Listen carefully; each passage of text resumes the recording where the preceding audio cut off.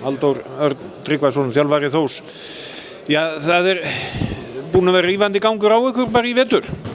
Já, við erum búin að spila vel, það búið að vera góð stígandi í liðinu sem ég bara mjög sáttur við og við erum samt bara ennþá í þessari baráttu, skilurðu mig, þetta bara einn leikur í einu og núna það bara næsti leikur sem 30. janúar, við fáum svona kærkomi frí núna, þetta búið að vera svona bara keisla en ég mjög ánægður með liðið mitt og hvernig við erum svona að koma inn í leiki og hvernig við erum að spila leikina og eins og ég segi, skilur, skref fyrir skref.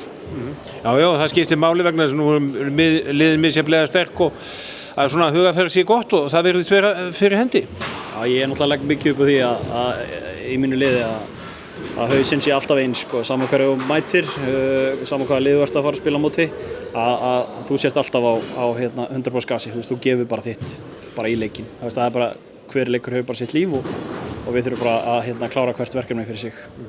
Það var töpuðu í fyrsta leik fyrir Víkingunum, það var svona kannski smá áminning.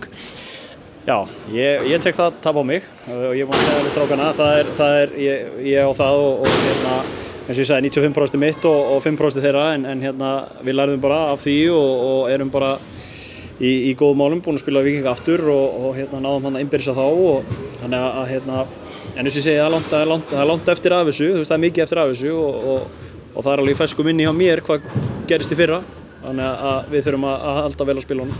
Já, 7 leikir eftir í deildinni, það ekki rétt munað með þessum frestaðarleik frá Eyjum. Jú, það er rétt hjá þér. Þannig að við spilum það í mars, byrja mars, tökum hann að HBH og það leystist bara farsalega úr því, það sem að bikarinn kom inn í þetta, þannig að við, eins og ég segi, við bara verðum verkefni eftir. En eru þið ekkert, sko, nú horfir á það sem eftir, þá lítur nú að freistandi samt sem áður aðeins að fara að líta á næsta vetur og svona líti kringu sig?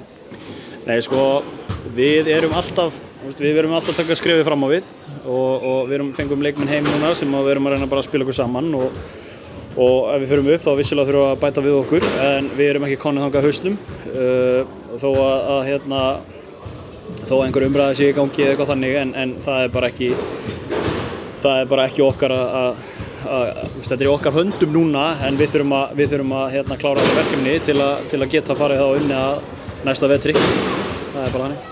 Og svo náttúrulega bara halda mönnum á tánum, það kemur langt hlé núna og deildakeppni kannski þetta er ekki margir leikir en það er svona svolítið kúnst að halda mönnum á tánum. Nei, eins og ég orðaði daginn að það verður með svona fjölskylduvæn deild í rauninni að þú veist þó að sé búin að svona smá törn núna en þá er þetta minna leikja álag. Við erum í góðum málum þar, núna hefst bara nýtt undirbúningstímabil, við þurfum bara að halda vel á spilunum, við erum búin að æfa vel og við höldum okkar æfingarrútínu alveg bara út í gegn, þannig að við þurfum bara að bæta í núna, það er ekkert annað. Þið bættuðu náttúrulega talsöðu við og svo er svolítið efni viður, svona ef yngri strákum hjá félaginu? Já, við erum með alveg flotta yngri flokka og þjálfararnir í yngri flokkum hjá okkur eru bara búin að standa sig gríðarlega vel í gegnum árin. Við erum með góðan fjölda í öllum flokkum frá byrjandaflokki alveg upp í þriðja flokk og við þurfum bara að halda og hlúa vel að þeim.